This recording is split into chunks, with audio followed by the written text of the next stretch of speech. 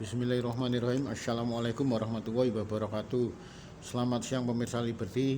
Kali ini Liberty tengah berada di ruang kerja dari beliau Kanjeng Pangeran Haryo Adipati Purbodiningrat, salah satu trah dari Sinuwun Pakubono ke-8 Keraton Kasunanan Surakarta Hadiningrat. Assalamualaikum warahmatullahi wabarakatuh, Kanjeng. Waalaikumsalam.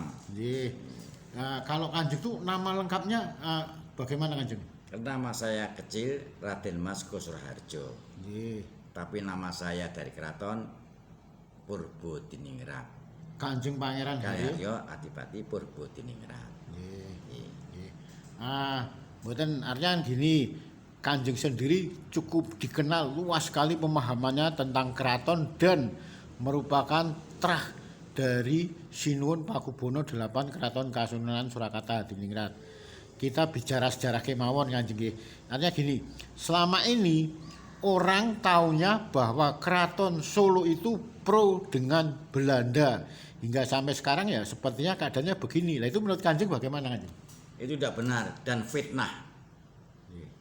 Jadi Keraton Surakarta ini mendukung Republik pada tanggal 1 September 1945. Satu-satunya raja di seluruh Indonesia yang pertama kali mendukung Republik Indonesia. Sinten, Kanjeng? Pakubono ke-12. Sinuwun Pakubono ke-12. 12. Dan Pakubono 12 ini adalah raja yang ngangkat bukan Belanda dan bukan Jepang, yang menyarankan waktu Bung Karno berada di Gedung Agung yang pada waktu namanya di balai kota itu dulu namanya Gedung Agung dulu di sana, karena beliau adalah putra dari Prameswari yang menurut hitungannya analisanya Bung Karno masih muda dan latar belakangnya sangat baik menurut informasi yang saya terima. Jadi saya memahami dengan keraton ini bukan asal saja. Di samping saya ini membaca buku, tapi yang paling utama karena bapak saya Kanjeng Pangeran Darunagoro adalah pengageng perintah keraton yang mengabdi di keraton Surakarta sejak tahun 30. Dan beliau waktu sekolahnya Milo B, tapi beliau itu tetap mengabdi di keraton sampai wafatnya pada tahun 1989. Maka oleh karena itu, karena kesetiaannya, beliau itu dimakamkan di Imogiri oleh PP12 atas jasa-jasanya dan pengabdiannya. Jadi saya memahami semua itu sumbernya dari almarhum bapak saya. Itu, Mas. Berarti selama ini fitnah di Kanjeng kalau Keraton Kasunanan Surakarta Hadiningrat itu pada saat itu pro Belanda itu fitnah. Fitnah besar.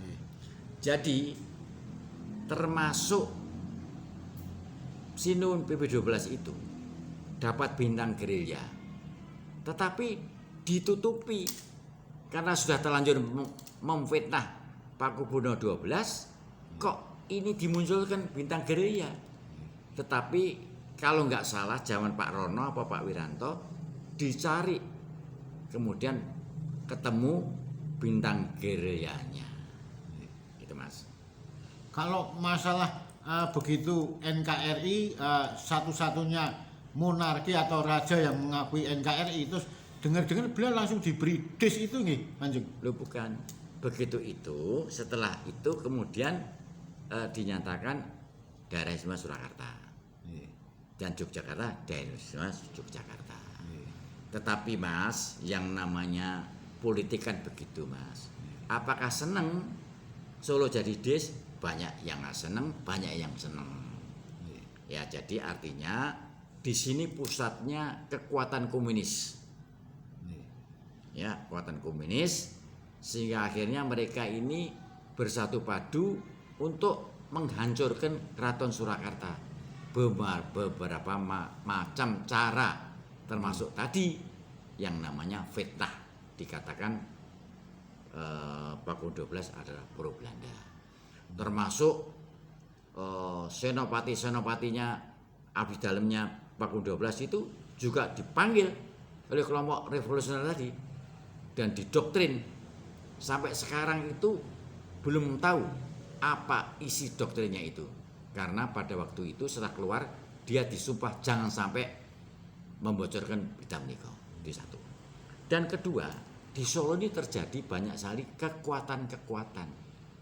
Ada kelompok TP, ada kelompok nasionalis, ada kelompok PKI, ada kelompok keraton. Kalau di Jogja ini satu kekuatannya, di bawah komandonya si Sultan. Dan itu imbasnya dalam kepatian itu dibakar nggih Kanjeng? Kepatian dibakar oleh seseorang yang pada waktu itu adalah anak abdi dalem Keraton Surakarta yang pada waktu itu tidak mendapatkan posisi, sehingga pada revolusi orang tadi balas dendam membakar kepatian. Alasannya biar tidak dipakai Belanda. Yang dibakar tidak hanya Patian,